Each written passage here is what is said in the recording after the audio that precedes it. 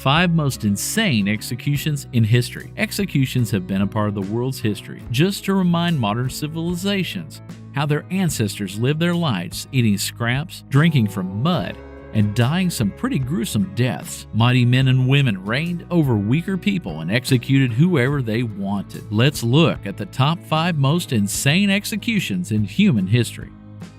Number 5. Vlad the Impaler. For this story, we have to return to the medieval times, when a man ruled a small town known as Vlad the Impaler. In modern Romania, he literally was called the Impaler from 1448 to his death in 1476 or 7. He was the voivode of Wallachia thrice. He's regarded as one of the most important kings in Wallachian history and a Romanian national hero. Transylvania and Wallachia, located between Christian Europe and the Muslim regions of the Ottoman Empire, were frequently the site of terrible confrontations as Ottoman armies advanced westward into Europe and Christian crusaders resisted the invaders or marched eastward into the Holy Land. Vlad launched the first of many efforts to reclaim his father's throne. His opponents included the Boyars and his younger brother, who the Sultan of Turkey supported. He temporarily triumphed in 1448, but was ousted after just 2 months.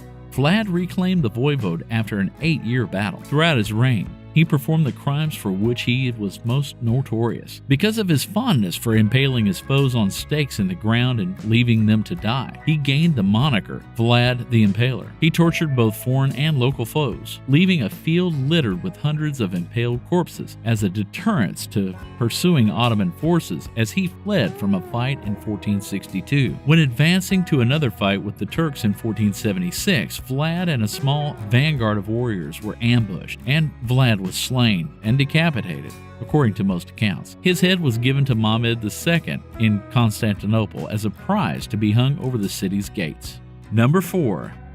Mary, Queen of Scots. For the next execution, let's head back to the 16th century. Queen of Scots, Mary, reigned over Scotland from December 14, 1542 until her resignation in 1567. Mary, the only legitimate child of James V of Scotland, gained the kingdom after her father died when she was 6 days old. During her youth, Scotland was controlled by regents, first by the heir to the throne, James Hamilton, Lord of Arran, and subsequently by her mother, Mary of Guise. She was betrothed to Francis Dauphin of France in 1548 and was sent to be raised in France, where she would be safe from the invading English armies during the rough wooing. Her rule was characterized by pragmatism, tolerance, and moderation in the early years. She issued a proclamation recognizing the religious settlement in Scotland, and she found it upon her return, kept advisors such as James Stuart, Earl of Moray, her illegitimate paternal half-brother, and William Maitland of Lethington, and ruled as the Catholic monarch of a Protestant nation. Mary married her half-cousin Henry Stuart, Lord Darnley, in 1565, and they had a son,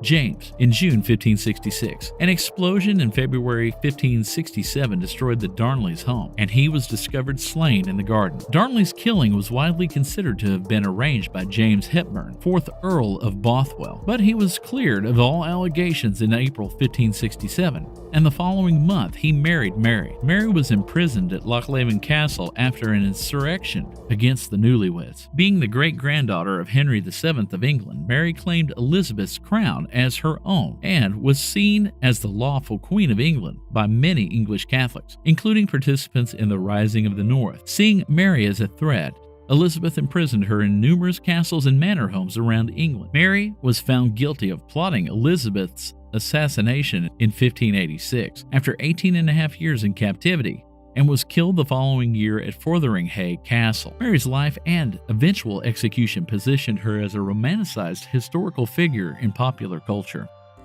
Number 3.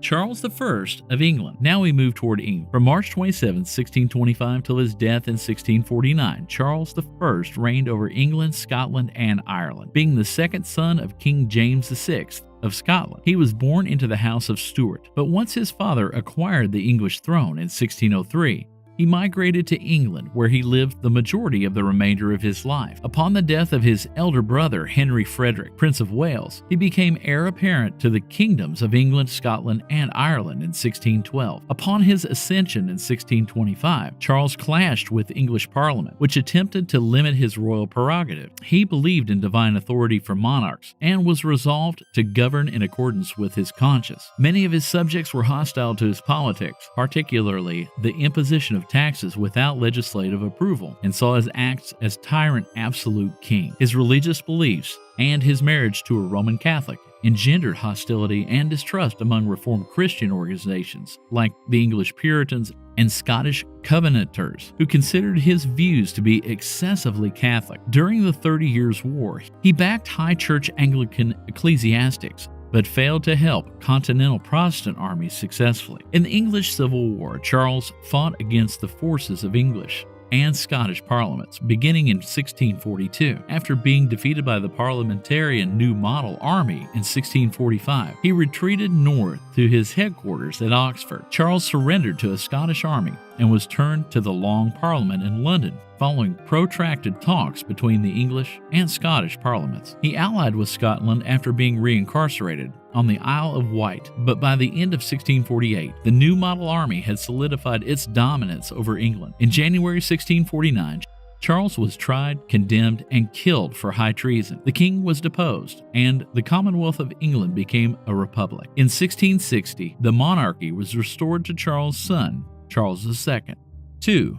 Maximilien Robespierre. This execution was held during the French Revolution. Maximilien Robespierre was a French lawyer and statesman who rose to prominence as one of the most well-known, influential, and divisive characters of the French Revolution. He pushed for universal manhood suffrage, the right to vote for people of color, Jews, actors, and domestic staff, and the elimination of clerical celibacy and French involvement in the Atlantic slave trade. As a member of the Estates General, the Constituent Assembly, and the Jacobean Club. For his dedication to strong moral ideas, he acquired the moniker the Incorruptible. Robespierre was elected public accuser in 1791 and became an outspoken advocate for male citizens without a political vote, for their unrestricted admission to the National Guard, public offices, and the commissioned ranks of the army, for the right to petition, and for the right to bear arms in self-defense. Robespierre was a key figure in the agitation that resulted in the overthrow of the French monarchy on August 10, 1792, and the formation of the National Convention in April 1793. Robespierre asked the Jacobians to organize a sans-culotte army to execute revolutionary laws and drive out any counter-revolutionary conspirators, sparking the armed insurgency of May 31st through June 2nd, 1793. Robespierre proclaimed his intention to quit due to ill health, but on July 27th,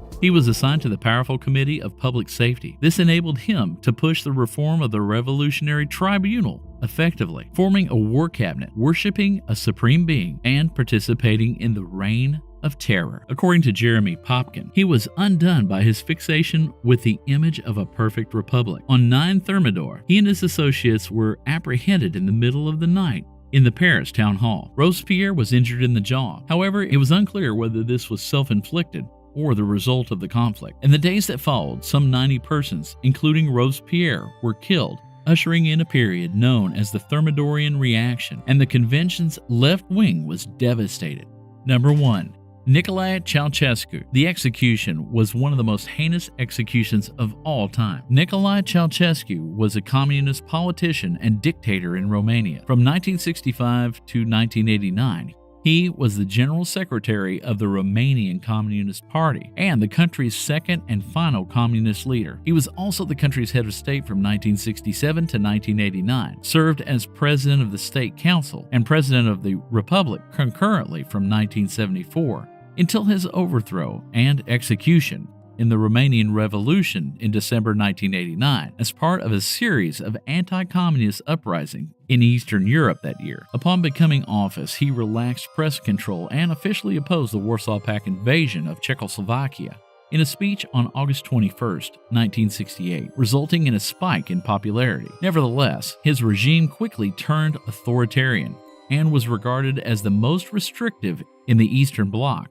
at the time, resulting in a limited period of stability. His secret police, the Securitate, was in charge of widespread surveillance, brutal repression, and human rights violations throughout the country, and it controlled the media and press. Romania's foreign debt skyrocketed due to the economic mismanagement caused by unsuccessful oil investments in the 1970s. When anti-government protesters protested in Timisoara in December 1989, he saw them as a political threat and ordered military troops to open fire, resulting in numerous deaths and injuries. Ceaușescu and his wife, Elena, attempted to flee the capital in a helicopter, but were apprehended by the military when the members of armed forces defected. Both were condemned to death after being prosecuted and convicted of economic sabotage and genocide, and they were murdered by a firing squad on December 25th. Thank you for taking the time to watch. If you'd like us to make more videos like this, please subscribe to the channel and leave your video suggestions in the comments section.